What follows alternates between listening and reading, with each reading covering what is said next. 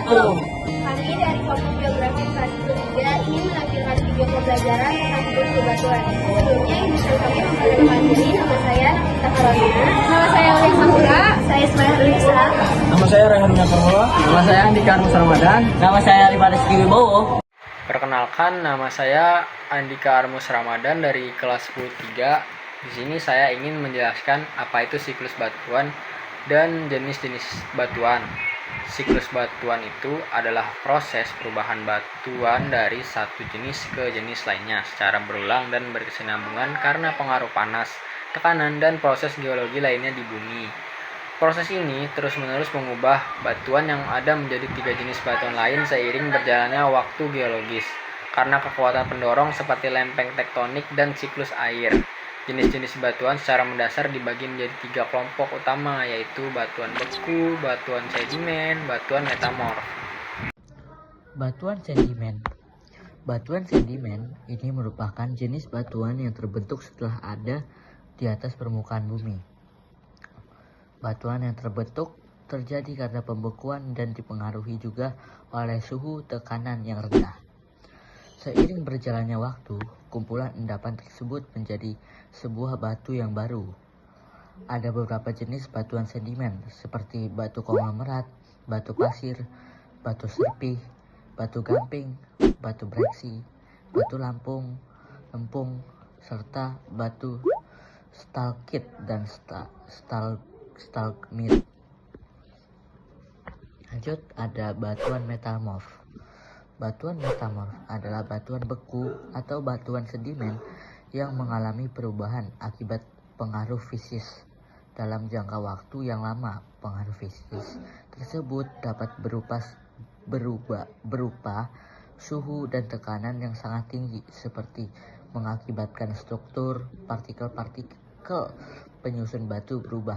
Batuan metamorf juga memiliki berbagai macam jenis, yaitu batuan metamorf kontak, batuan metamorf dinamo, dan batuan metamorf kontak pneumatolistis.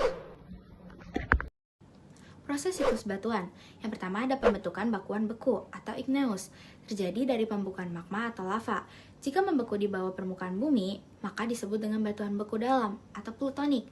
Jika di permukaan, maka disebut dengan batuan beku luar atau vulkanik. Yang kedua ada pelapukan dan erosi. Batuan beku yang tersingkap di permukaan mengalami pelapukan oleh angin, air, atau suhu. Hasilnya, pelapukan terbawa arus air atau angin yang akan menjadi partikel sedimen. Yang ketiga, ada pengendapan atau sedimentasi. Sedimen terkumpul di dasar sungai, danau, atau laut, lalu mengendap lapis demi lapis. Nah, yang keempat, ada pembentukan batuan sedimen. Lapisan sedimen tertimbun terus-menerus hingga mengalami pemadatan dan sementasi. Lalu, ia akan membentuk batuan sedimen. Yang kelima, ada metamorfosis. Jika batuan sedimen terkena tekanan dan suhu tinggi di dalam bumi tanpa melebur, ia akan berubah menjadi batuan metamorf. Dan yang terakhir, yaitu keenam, ada pelelehan atau mencari kembali. Batuan metamorf bisa kembali meleleh karena panas yang ekstrim, membentuk magma, lalu membeku lagi menjadi batuan beku, dan siklus pun berulang. Contoh perubahan batuan yang pertama ada pelapukan. Batuan beku yang terapuk akan menjadi material sedimen. Basalt yang mengalami pelapukan akan menjadi partikel-partikel yang lebih kecil. Yang kedua ada metamorfisme. Granit dapat berubah menjadi batuan metamorf dengan struktur kristal yang berbeda. Dan yang terakhir ada erosi. Material pelapukan yang terbawa erosi akan terurai lebih lanjut. Halo, aku Ismail Risa. Di sini aku akan menjelaskan tentang faktor yang mempengaruhi siklus batuan. Di sini tuh ada 2 contoh, endogen dan eksogen. Endogen ini adanya tenaga yang berasal dari dalam bumi. Contohnya seperti vulkanisme, tektonisme, dan panas tekanan pada bumi. Yang kedua, eksogen. Eksogen ini adanya tenaga yang berasal dari luar suatu sistem bumi. Contohnya seperti air, udara, es, organisme, pelapukan, erosi, dan sedimentasi. Oke, sekian, dadah. Oke, manfaat siklus bebatuan yaitu yang pertama yang A, membentuk sumber daya alam seperti mineral, logam, dan batu bara. Dan yang kedua yaitu B, menunjukkan dinamika bumi. Dan yang ketiga yaitu C, menjadi bahan konstruksi seperti marmer dan granit. Dan yang terakhir yaitu D.